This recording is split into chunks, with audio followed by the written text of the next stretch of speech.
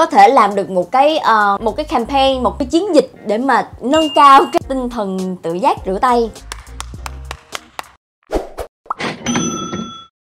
Xin chào các bạn, chào mừng các bạn đã trở lại với Ngọc Thanh Tâm Official.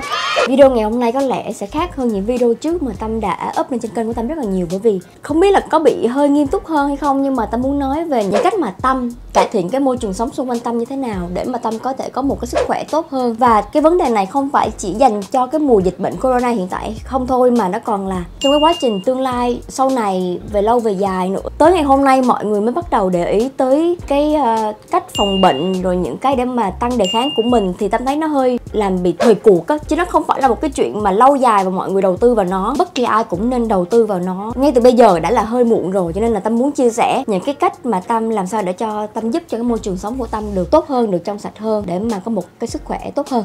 Chuyện này là Tâm đã làm từ rất là lâu rồi, bởi vì Tâm là người hay bị tiếng Anh nó hay gọi là bị OCD á, tức là bị kỹ quá hoặc là bị chi tiết tỉ mỉ quá, và ai cũng nhìn Tâm với ánh mắt rất là kỳ thị, xa lánh á. Thì đến ngày hôm nay thì mọi người mới thấy là những điều mà Tâm làm là nó đúng, thấy được là những cái điều Tâm làm là những cái điều không hề vô lý, và mọi người đã bắt đầu làm giống Tâm. Tâm nghĩ là cái đầu tiên mà mình cần phải cải thiện trước đó là không khí ở trong phòng ngủ của mình. Phòng ngủ của mình là nơi mà mình sẽ trở về sau một ngày mình làm việc rất là dài, thì đó là cái nơi mà mình nghỉ ngơi nè, mình lấy lại được cái tinh thần và cái năng lượng để dành cho ngày mai. Cho nên là cái chất lượng của cái phòng ngủ của mình là một cái rất là quan trọng. Cho nên là Tâm đã đầu tư cho mình một cái máy lọc không khí, lúc nào nó cũng on 24/7 hết, để cho nó có thể lọc bất kỳ cái các bụi bẩn hoặc là những cái gì mà độc hại ở trong phòng là nó có thể được lọc sạch hết, để cho Tâm về nhà và Tâm có thể có một cái giấc ngủ thực sự là trong lành á. Cái máy lọc không khí đó không phải là cái để mà bạn thay thế cái máy hút bụi bình thường. Máy hút bụi bình thường vẫn cần thiết, bởi vì là trên sàn nhà này nọ là những cái mà rất là cần để mà làm sạch. Nhưng mà máy lọc không khí là gì? Là để đó để mà những cái gì mà còn sót lại thì nó sẽ lọc cho bạn.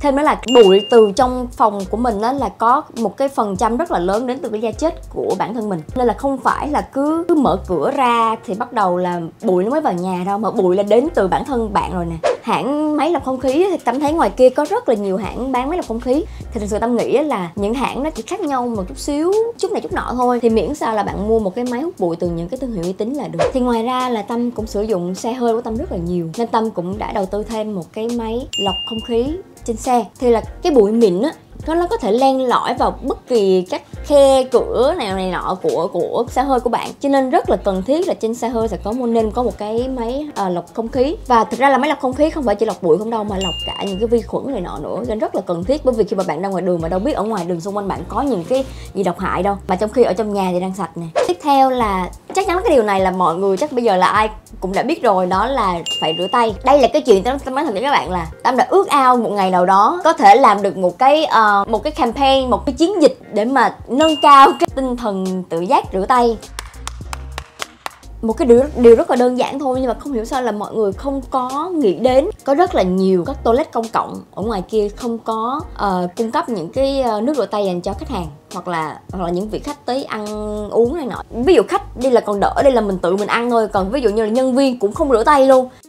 Thì đây là cái điều mà Tâm cảm thấy rất là lạ, bởi vì là nhân viên là người mà trực tiếp chế biến đồ ăn, cầm nắm hoặc là bưng đĩa đồ ăn này nọ vân vân, rồi phục vụ khăn giấy, đồ ăn, muỗng nĩa, mà sao tay không sạch thì có phải là những cái gì mà vi khuẩn hoặc là virus, rồi những cái gì dơ là có thể gián tiếp ảnh hưởng tới mình không? Cho nên là những người mà xung quanh Tâm là Tâm luôn là push là phải rửa tay thường xuyên. Bạn có biết cái chỗ nào là dơ hơn không? Đó là cái đồ mà để bà bạn bấm dội nước, nó cũng không hề sạch. Rồi thêm cái nắm cửa toilet để mà bạn đi ra đi vô, cái đó cũng không hề sạch. Tức là những cái gì mà liên quan tới công cộng thì thường sẽ không sạch, bởi vì không phải ai cũng có cái tinh thần giữ gìn vệ sinh giống như mình. Cho nên là thôi bây giờ mình cứ giữ an toàn trước cho mình. Thì cái cách rửa tay là như thế nào? Đó là có một cách để mà bạn biết bạn rửa đủ hay chưa, đó là bạn hát bài Happy Birthday và hát 2 lần, thì là khoảng chừng 20 giây.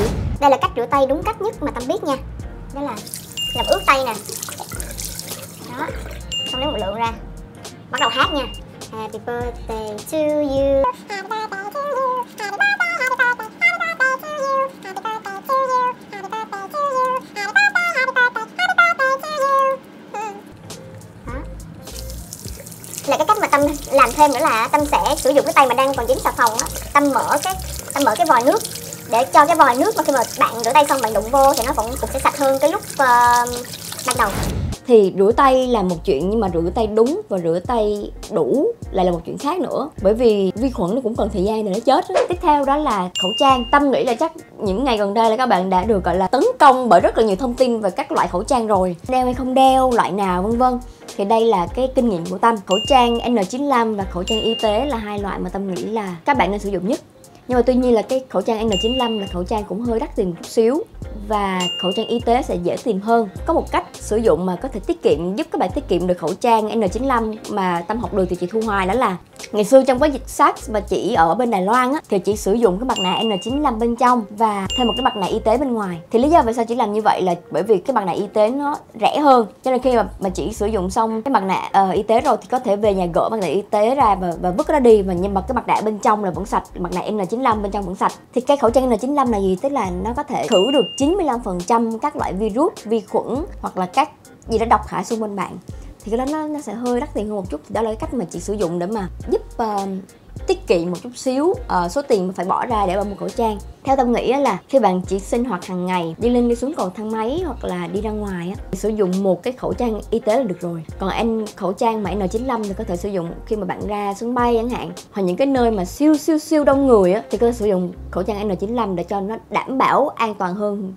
Có một cách để mà bạn biết được là khẩu trang y tế của bạn là có đảm bảo được an toàn hay không, đó là bạn có thể nhỏ nước vào trong cái mặt ngoài của cái khẩu trang y tế của bạn á. Bởi vì khẩu trang đúng là phải khẩu trang có thể chống thấm nước. Lý do vì sao mà chống thấm nước là bởi vì là những cái dịch từ cái đường hô hấp của người khác mà ví dụ ho này hoặc là nói chuyện vờ văng vào bạn á, thì nó phải có khả năng chống được nước để mà nó không có thấm vào trong cái đường hô hấp của bạn. Nó không thấm thì nó mới là đúng. Còn nếu nó thấm thì Tâm nghĩ là các bạn nên để dành cái đó để mà sau này sử dụng cho những công việc khác. Đây cũng là lý do vì sao một số khẩu trang sẽ có hướng dẫn bạn là mặt nào trong mặt nào ngoài, và các bạn cũng nên theo cái hướng dẫn đó một cách cẩn thận. Khi bạn đeo khẩu trang thì các bạn nên lưu ý một điều là không nên sờ vào cái mặt trước của cái khẩu trang, bởi vì khi bạn đi ra ngoài đường á, mà bạn chẳng may bạn đâu biết được là cái mặt trước của bạn là đã dính phải vi khuẩn hay virus gì đâu. Cho nên khi mà bạn chẳng may bạn rờ tay vào trước này là vô tình là cái vi khuẩn với virus nó đã dính vào tay bạn rồi. Từ cái đó là bạn bắt đầu cầm nắm những thứ khác là cũng rất là nguy hiểm, mà là bạn có thể lây lan cái virus đó ra. Cho nên tốt nhất là chỉ cầm vào hai cái cọng dây thun hai bên á để mà gỡ ra gỡ vô này nọ thôi. Hiện nay ở ngoài kia cũng có rất là nhiều loại khẩu trang khác nhau, thì có những cái loại mà có thể giặt lại được để mà xài lại được. Những cái loại khẩu trang này là sử dụng cái vải gọi là vải kháng khuẩn, thực sự nó vẫn an toàn thôi, nhưng mà đặc biệt cái điều là lưu ý là các bạn phải giặt rất là đúng cách và giặt cho sạch. Chứ nếu mà chỉ là giặt dối mà giặt qua cho nhanh á, thì đôi khi nó sẽ không có giặt sạch được hết những cái virus vi khuẩn phía đằng trước các khẩu trang của bạn. Tâm cũng rất là lo ngại cho môi trường khi mà cứ mỗi ngày về phải tháo một khẩu trang và vứt đi. Thì đây cũng là một cách option khác cho các bạn nào mà có một cái tinh thần bảo vệ môi trường cao, thì có thể mua những cái khẩu trang mà có thể giặt lại được, dùng lại được. Thì Tâm cũng có thấy được là ở bên Nhật có một cái loại để mà xịt kháng khuẩn, giống như là bạn tưởng tượng là bạn make up xong rồi bạn xịt một cái lớp để mà bạn bảo vệ cái lớp make up đó của bạn vậy đó, thì cái xịt kháng khuẩn này cũng giống như vậy. Nhưng mà theo Tâm nghĩ là khẩu trang là vì sao lại phải đeo khẩu trang là bởi vì nó chặn cái đường, nó giúp bảo vệ cái đường hô hấp, bảo vệ miệng bạn, bảo vệ mũi bạn.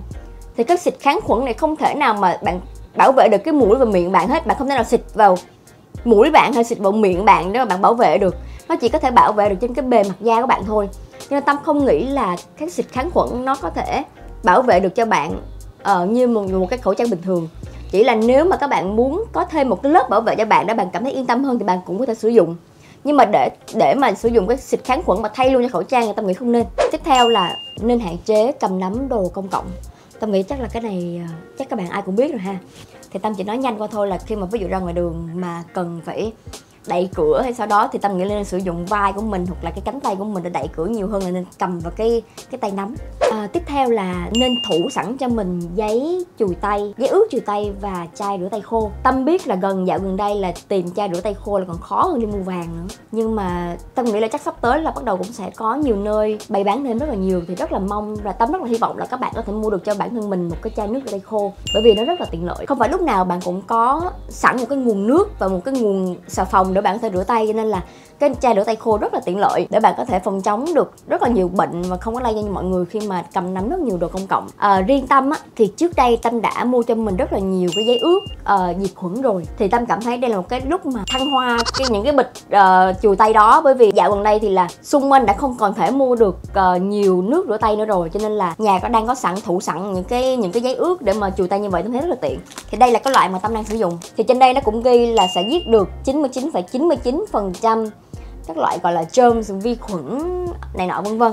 Thì Tâm đã mua cái này và sử dụng từ rất là lâu rồi. Tâm để một cái gói này ở trên xe, mình đi ở ngoài đường này nọ vân vân, sau đó mình lên xe thì mình có thể rửa tay mình ngay được.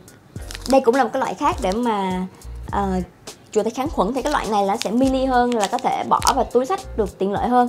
Thực ra nha, Tâm vẫn nghĩ là nếu bạn có thể tìm được một cái chai xịt khô vẫn tốt hơn, bởi vì á những cái tờ giấy này bạn vứt ra ngoài môi trường nó cũng sẽ rất là nhiều. Còn cái dụng mà còn ví dụ mà cái tay xịt khô á, thì là bạn có thể xài trong một thời gian rất là lâu. Ít nhiều nó cũng phải có cái lượng rác thải bạn thải ra nó cũng nhiều hơn cái chai mà sử dụng rửa tay khô. Khi mà đã có giấy ướt để mà chùi tay rồi thì chắc chắn là đồ vật xung quanh cũng cần phải được chùi rửa, đúng không? Thì cái này là Tâm đã mua thủ sẵn ở nhà cho mình. Loại này là dùng để có thể chùi rửa những cái vật xung quanh, ví dụ như là tay nắm cửa nè, bồn rửa mặt, ghế, ví dụ bất kỳ cái gì bạn cũng có thể sử dụng cái này để mà chùi, để mà diệt khuẩn được. Thì đây nó cũng sẽ ghi là 99,9% các loại virus và các vi trùng, vi khuẩn. Và đặc biệt nha, là trên cái hộp giấy Liso này á, nó cũng ghi luôn là có thể giết được H1N1 và coronavirus, là virus corona đó, và rất là nhiều các virus khác. Thì đây là một cái để mà chùi bàn ghế và vật dụng xung quanh bạn rất là tốt, mà Tâm cảm thấy rất là hên là mình đã có thể thủ sẵn cho mình được một hộp, 2 hộp rồi. Một cái vật dụng hàng ngày rất là dơ mà các bạn biết đó là cái gì không? Đó chính là điện thoại của mình. Điện thoại của mình là mình cầm hàng ngày 24/7 luôn á. Tâm nghĩ là đối với những người như Tâm, với những bạn như Tâm á, là chắc cầm điện thoại 25 giờ trên 7 luôn, chứ không 24/7 nữa. Nên là điện thoại luôn cầm trong tay, rồi điện thoại để trên bàn, lên ghế, vân vân. Thì thật ra cái điện thoại là một cái rất là dơ. Mà Tâm nghĩ là mỗi khi mà bạn đi đâu về thì nên rửa tay là một, đúng không? Cái thứ hai là phải chùi điện thoại của mình. Thì Tâm cũng có mua một cái loại để mà chùi cái điện thoại của mình cho nó sạch và để diệt vi khuẩn, đó là loại này, để dành để mà chùi điện thoại nè. Rồi các vật dụng gọi là bị điện tử á, như là máy tính, những cái monitor ví dụ như vậy. Thì cái loại này là vừa là có thể diệt khuẩn được, mà nó cũng có thể diệt được mùi hôi nè, rồi không có để lại những cái vệt nước á, và có thể chùi được cả vân tay luôn. Như bạn thấy là trên điện thoại mình hay nhắn là bạn thấy là những cái vân tay nó để lại trên cái mặt màn hình á, thì cái loại này có thể chùi được luôn. Tâm nghĩ ngoài những cái mà bảo vệ ở phía bên ngoài này nè, như là khẩu trang, rửa tay, chùi điện thoại, chùi vật dụng hàng ngày, thì cái quan trọng nhất đó là bên trong của bạn phải thực sự khỏe nữa. Thì Tâm nghĩ là vận động là một cái gọi là tiên quyết đầu tiên để mà bạn có thể có một cái sức khỏe dẻo dai và sức đề kháng tốt hơn. Tâm nghĩ là cái chuyện vận động là cái chuyện mà nên làm hàng ngày và nên làm một cách thường xuyên, chứ không phải là chỉ là đến khi mà có một cái dịch bệnh nó bùng phát ra, hoặc là khi bạn cảm thấy sức khỏe bạn yếu đi, bạn mới bắt đầu để ý đến cái chuyện vận động. Bởi vì á, cái chuyện mà vận động là một cái chuyện lâu dài để bạn mới có thể có được cái sức đề kháng cho bản thân mình. Đây là cái điều mà Tâm nghĩ là các bạn gymmer, các bạn hay đi gym là giống như Tâm là đều có một cái nỗi lo âu. Đó là khi mà đi gym như vậy thì mình làm sao để bảo vệ được sức khỏe cho mình.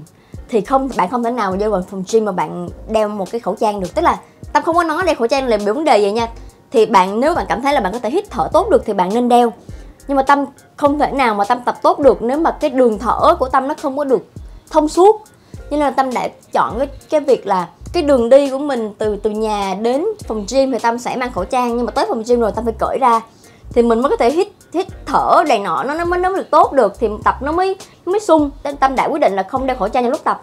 Nhưng mà ngược lại là Tâm đã mang theo cho mình một cái chai xịt diệt trùng nhỏ, là cái chai này.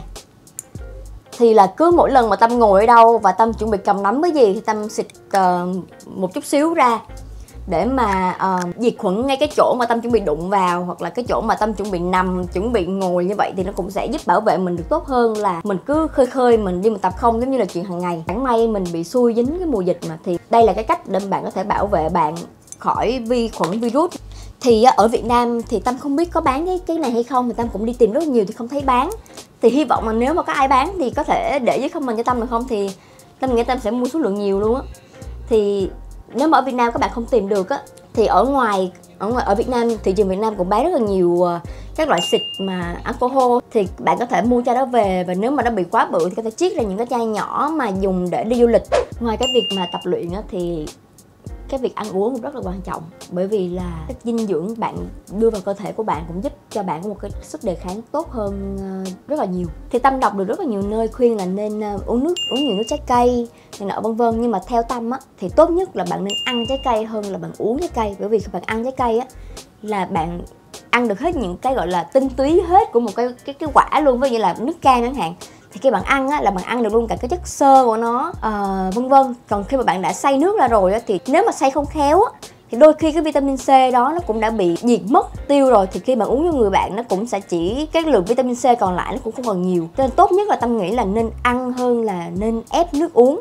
Nói về rau củ thì các bạn nên ăn các loại rau củ đủ màu luôn, ví dụ như là mỗi cái màu sắc trên mỗi loại rau củ là nó đều có một cái chất khác nhau. Ví dụ như là cà rốt nó cũng khác với rau cải, hoặc là nó cũng khác với cà chua vân vân, thì mỗi loại trái cây nên ăn một ít. Nhớ thì là mỗi khẩu phần ăn thì nên có khoảng 1/3 là rau, như vậy nó mới có đủ các gọi là vitamin, hoặc là các đủ các chất xơ này nọ để giúp cho cơ thể bạn có sức đề kháng và cái đủ dưỡng chất hơn. Mà thực ra là ăn uống rau củ và trái cây nó cũng giúp cho da đẹp nữa, thì đây cũng là một cái tiện đôi đường. Và thêm nữa là nên uống nước rất nhiều, bởi vì nhiều ở đây là như thế nào, ví dụ như là khoảng chừng 2 lít nước mỗi ngày. Lý do là bởi vì là cơ thể của bạn nó cần gọi là thanh lọc cơ thể được tốt hơn. Và có một cái cách để bạn có thể giúp bản thân bạn, ép bản thân bạn uống được nhiều nước hơn, đó là bạn hãy chuẩn bị sẵn cho bạn những cái bình nước mà khoảng 1 lít. Và cứ mỗi ngày bạn phải nghĩ là bạn phải uống 2 cái bình như vậy thì nó mới đủ và nó mới đúng tiêu chuẩn. Cái bình nước lớn là dành cho các bạn mà ngồi văn phòng thì có thể làm như vậy được. Còn khi mà ai mà có thể dịch chuyển nhiều, đi lại nhiều, thì Tâm nghĩ là nên chuẩn bị sẵn cho mình những cái bình nước nhỏ và những cái bình nước cá nhân để mang ra ngoài, để bạn không cần phải gọi là uống chung ly với ai hết. Và thêm nữa là khi bạn mang cái bình nước của bạn như vậy và bạn mang cái bộ ống hút riêng của bạn á, thì bạn có thể bảo vệ được môi trường tốt hơn, để bạn không có vứt ra ngoài những cái ly nhựa xài một lần hay những cái ống hút xài một lần. Thêm nữa là chắc là các bạn cũng sẽ ăn ở ngoài nhiều, bởi vì không phải ai cũng có đủ thời gian để mà tự nấu nướng ở nhà. Cho nên Tâm thường là sẽ mang theo bên mình một cái bộ muỗng nĩa như vậy. Thì cái bộ muỗng nĩa này của Tâm thì hơi lớn. Có những cái bộ muỗng nĩa ngoài kia Tâm thấy là sẽ nhỏ hơn, thon, bé xinh hơn. Thì Tâm nghĩ là nên cầm theo những cái đó để mà đi ăn ở ngoài hàng quán. Chắc chắn là không thể nào mà bảo vệ bạn được bằng bạn tự nấu ở nhà, nhưng mà tuy nhiên là sẽ hạn chế được cho bạn nhiều nhất có thể các hiểm nguy ở ngoài kia. Bởi vì là bạn không thể nào biết được muỗng nĩa đã được rửa thế nào hết, các bạn hiểu không? Những điều mà Tâm vừa nói trên nó thực ra là không phải chỉ để bảo vệ cho mùa dịch corona đâu, mà còn là để bảo vệ hàng ngày. Bởi vì ở ngoài kia hàng ngày cũng có rất là nhiều loại bệnh khác có thể lây qua đường hô hấp, và cũng có thể lây qua đường cầm nắm và ăn chung này nọ. Thì đó, cho nên là những cái điều mà Tâm vừa chia sẻ là nó sẽ mang tính lâu dài, chứ không phải là mang tính thời sự là chỉ có trong cái khoảng thời gian mà dịch corona bùng phát. Thêm nữa là những cái mà Tâm vừa nhắc đến nên được trở thành thói quen, và nên trở thành một cái điều gì đó mà các bạn phải cảm thấy là điều bình thường và được diễn ra hàng ngày. Tâm nghĩ đây là những cái điều mà đáng ra là phải được làm từ lâu rồi, chứ không phải là đợi đến khi mà dịch corona bùng phát thì bạn mới làm. Bởi vì đây là những cái để mà có thể giúp bảo vệ cho bạn này, bảo vệ cho những người thân của bạn khỏi những cái dịch bệnh rất là thông thường mà bạn chắc đôi khi bạn không có để ý đến. Và thêm nữa là cái chuyện mà vận động, ăn uống không phải là chuyện ngày 1, ngày 2 bạn có thể khỏe ngay được. Và đó phải là từ ngày này sang tháng nọ, sang năm nọ, xây dựng từ từ cho bản thân mình một cái hệ miễn dịch, một cái sức đề kháng nó được tốt hơn mỗi ngày. Lý do vì sao Tâm nói rất là nhiều về sức đề kháng là bởi vì là nếu bạn khỏe mạnh á, thì cái khả năng mà bạn bị dính corona, hoặc là nếu mà chẳng may bạn bị dính corona, bạn cũng sẽ vượt qua được dễ dàng hơn. Thực ra là không phải là virus corona không, giống như nãy giờ Tâm có nhắc đến rất là nhiều, đó là bất kỳ cái bệnh nào thì nếu bạn có một cái sức đề kháng tốt thì bạn đều có thể chống chọi được, và bạn có thể đẩy lùi được các bệnh đó một cách dễ dàng hơn. Tâm rất là hy vọng những chia sẻ của Tâm vừa rồi sẽ giúp cho các bạn và những người thân của bạn sẽ có được cái môi trường sống được tốt hơn. Hoặc là nếu các bạn có những cái tip nào khác để có thể cải thiện được môi trường sống nữa thì hãy để dưới comment cho Tâm nha, để mà Tâm có thể gọi là update thêm cho mình những cái kỹ năng, những cái cách để mà bảo vệ được cho bản thân Tâm cũng như là người thân của Tâm được tốt hơn. Và đừng quên là like video này và subscribe kênh Ngọc Thanh Tâm Official cho Tâm nha. Cảm ơn các bạn.